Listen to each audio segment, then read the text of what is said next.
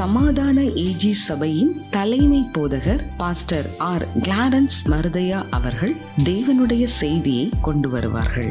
கிறிஸ்துவுக்குள் அன்பானவர்களே, இந்த நாளிலேயும் இந்த ஊடகத்தின் மூலமா அவங்களை சந்திப்பதில் மகிழ்ச்சி அடைகிறேன். தேவனுடைய அளவற்ற கிருபையினாலே இந்த மலைப்பகுதியில் வருவதற்கு ஆண்டவர் வழிகளை திறந்தார். மலைகள் என்று சொல்லி பார்க்கும் பொழுது மோரியா மலையை குறித்து பார்க்கக்கூடிய சூழ்நிலை வேதத்திலே பார்க்கிறோம். அரராத் மலையிலே நோவுடைய பேழை தங்கியிருப்பதை பற்றி வாசித்து பார்க்கிறோம். இன்னும் சீனாய் மலையிலே மோசே தேவனோடு கூட இருந்த ஒரு சம்பவத்தை பார்க்கிறோம். எலியா கர்மேல் பருவத்தில் ஏறி ஆண்டவருடைய தேவனுடைய மகிமையை உலகத்திற்கு வெளிப்படுத்தினதை பற்றி வாசித்து பார்க்கிறோம்.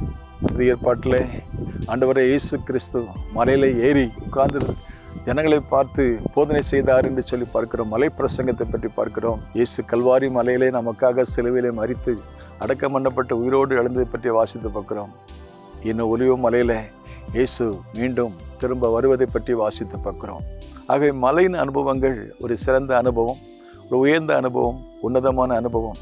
குறிப்பாக இந்த நாளிலே யாத்திரையாகும் புஸ்தகம் 34 அதிகாரம் 1 முதல் 10 வசனங்கள் வாசித்து பார்க்கும் பொழுது, மோசே நீ விடியற் காலத்தில் நீ மலையில ஏறி வந்து எனக்கு முன்பாக வந்த நில் என்று சொன்னார். அவன் மலைக்கு போன உடனே கர்த்தர் சொன்னாரு, நீ உடைத்து போட்டவைகளை சரி செய்து எனக்கு முன்பாக நில்லை.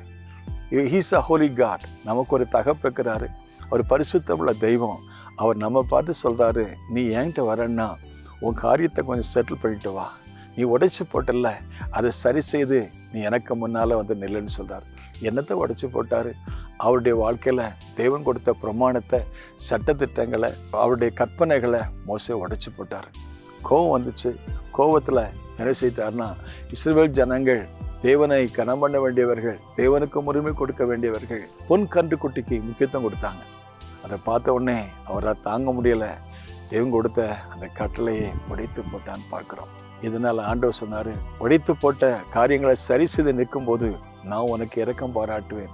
நான் இரக்கமுள்ள கர்த்தர், மனதுருக்கமுள்ள தெய்வம், நிச்சயமா உனக்கு இறங்குவேன் அப்படின்னு சொல்லிட்டு, அதோடு மட்டும் அல்ல, நான் உன் கூட இருந்து செய்கிற காரியம் பயங்கரமா இருக்கும். அன்றைக்கு ஆண்டவர் மோசையை பார்த்து சொன்னாரு, நீ செய்த தப்ப நீ ஒத்துக்கிட்டு நீங்க வந்து என் முன்னால் நின்றனா நான் உனக்கு இரக்கம் செய்வேன், உன் தப்பிதத்தை மன்னிப்பேன். அதோடு மட்டும் அல்ல, நான் உன்னை கொண்டு செய்கிற காரியம் பயங்கரமா இருக்கும். பூலோகத்துல வேற யாரிடத்திலும் செய்யாத அந்த மகத்தான காரியத்தை உன் மூலமா செய்வேன்னு சொன்னாரு. இந்த நிகழ்ச்சியை கவனிக்கிற யாராயிருந்தாலும், He is a holy God. அவர் அன்புள்ள தெய்வம், இரக்கமுள்ள தெய்வம், பரிசுத்தமுள்ள தெய்வம், பாவத்தை பாராத பரிசுத்த கண்ணன்.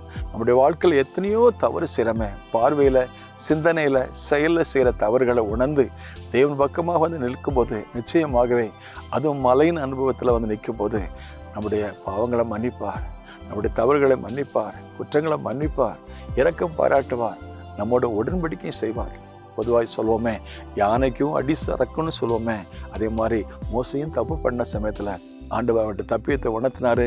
அவன் திருந்தி வந்தான், மன்னிப்பு கேட்டான், இரக்கம் பாராட்டினாரு, உடன்படிக்கை பண்ணாரு. அப்போ சொல்ற, மோசே நான் உன் கூட இருந்து நான் செய்கிற காரியம் பயங்கரமா இருக்கும். நிகழ்ச்சியை கவனிக்கிற அருமையான தேவ பிள்ளைகளை, நாம யாரா இருந்தாலும் we are all human beings, we all have a human errors. நம்முடைய குறைகளை உணர்ந்து தேவன் பக்கம் திரும்புவோம். நம்மை கொண்டு செய்கிற காரியம் பயங்கரமா இருக்கும். அந்த பெரிய தேவன் பெரிய காரியத்தை செய்ய விரும்புகிறாரு. இந்த நாளையும் கொண்டு நம்மையும் அர்ப்பணம் செய்வோம், மேலே வருவோம், மலைக்கு ஏறுவோம், தேவ சமுதிரம் நீப்போம், கர்த்தருடைய ஆசீர்வாதத்தை பெறுவோம். கர்த்தர் நம்மை ஆசீர்வதிப்பார். May God bless you.